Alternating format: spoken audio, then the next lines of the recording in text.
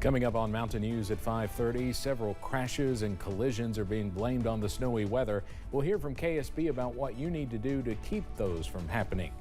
Plus, former President Donald Trump got a big victory in the Iowa caucuses last night. We take a look at some of the highlights from the Hawkeye State.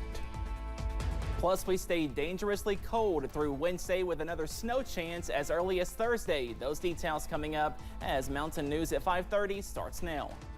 Dedicated to Southern and Eastern Kentucky, this is WYMT Mountain News at 5:30.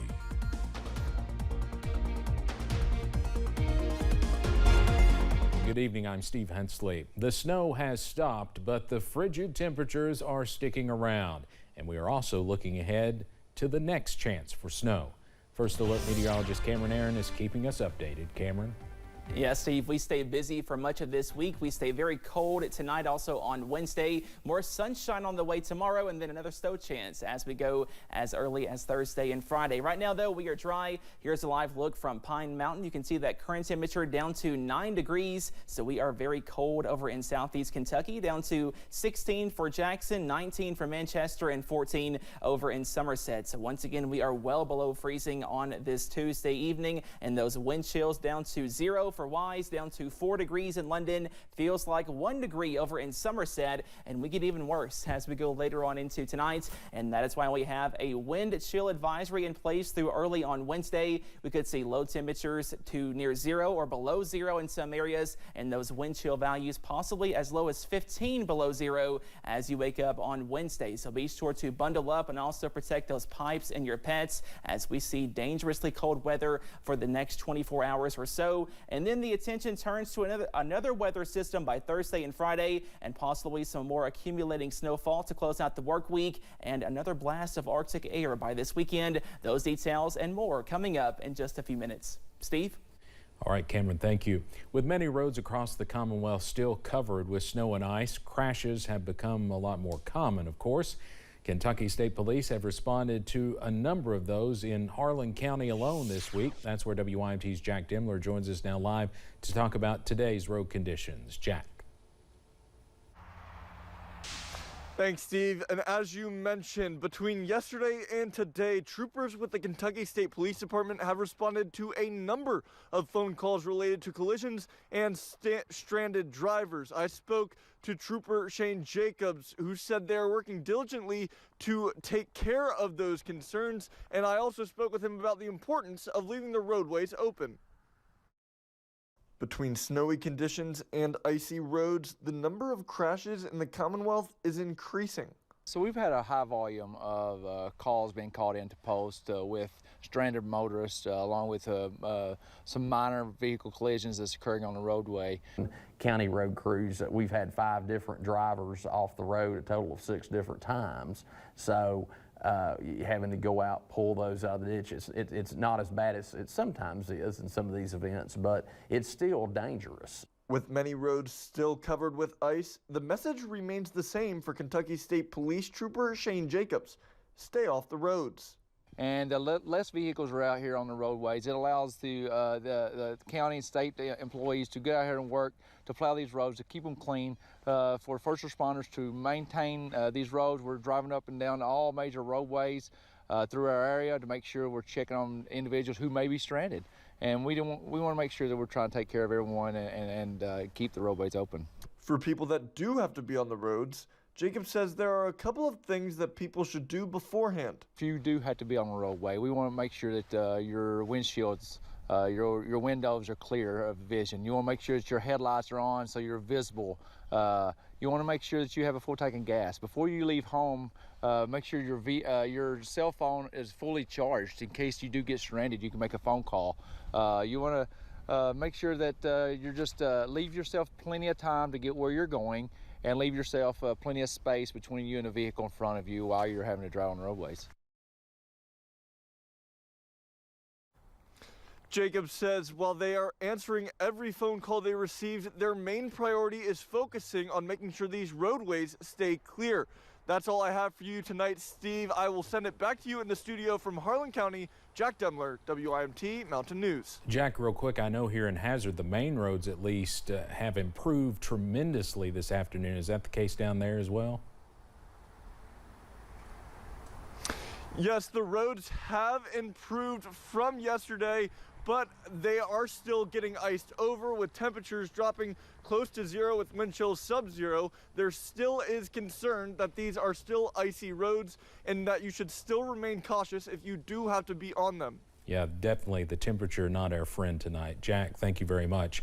Well, as some students across the region were able to stay home with no schoolwork, some of them still learned remotely.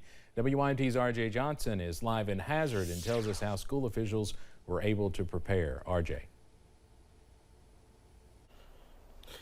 Thanks, Steve. Students in Hazard Independent Schools were able to operate on a non-traditional instruction day. Students were able to complete work either online or through a packet given out to students. Superintendent Sandra Combs says they can still use up to 10 days throughout the years. Yes, we try to stay away from that. We, in Hazard Independent, we really don't miss a lot, but the 10 days of NTI gives us the opportunity to stay on that regular calendar. Those that have Chromebooks or need Google Classroom, we make sure that every student has the option for a Chromebook, or if not, they will have a packet also. Combs says students are able to make up work that they do miss throughout being outside of school once they've returned back to instruction learning. But for now, here in Hazard, RJ Johnson, back to you, Steve. All right, RJ, thank you very much. And Combs says they are still monitoring the forecast before deciding how they will have school for the rest of the week. And by the looks of it, a lot of school districts are taking advantage of these NTI days this week. You can always see the latest list of school closings on WYMT.com or on the WYMT News app. And we also have them up periodically at the bottom of your screen. We will have more team winter weather coverage coming up tonight at 6. To some other news now. The first votes of the 2024 presidential campaign are in the books. Former President Donald Trump won resoundingly in the Iowa caucuses, and now all eyes turn to New Hampshire and beyond. CBS's Skylar Henry is in Washington with the latest. Former President Donald Trump will be campaigning in New Hampshire Tuesday evening, fresh off of a resounding win in Iowa. For Trump, the Republican nomination appears to be within reach after only 100,000 Iowans have voted so far. I want to make that a very big part of our message. We're going to come together. It's going to happen soon, too. It's going to happen soon. Ron DeSantis, who finished second in Iowa, and Nikki Haley, who came in third, did not deliver the surprise showing they were hoping for. I think Iowa represents a missed opportunity for those who wanted to stop Donald Trump from winning the nomination, especially Nikki Haley. Dante Scala, a political science professor at the University of New Hampshire, says Haley in particular needs a strong showing next week in the Granite State. Haley has to convince them that she's the pragmatic choice. The way to do that is she needs some polling that shows that she's still within striking distance of Donald Trump, let's say, by the end of the week. DeSantis actually made South Carolina his first stop after Iowa, where he took shots at Haley in her home state. Look, she was governor here for 6 years.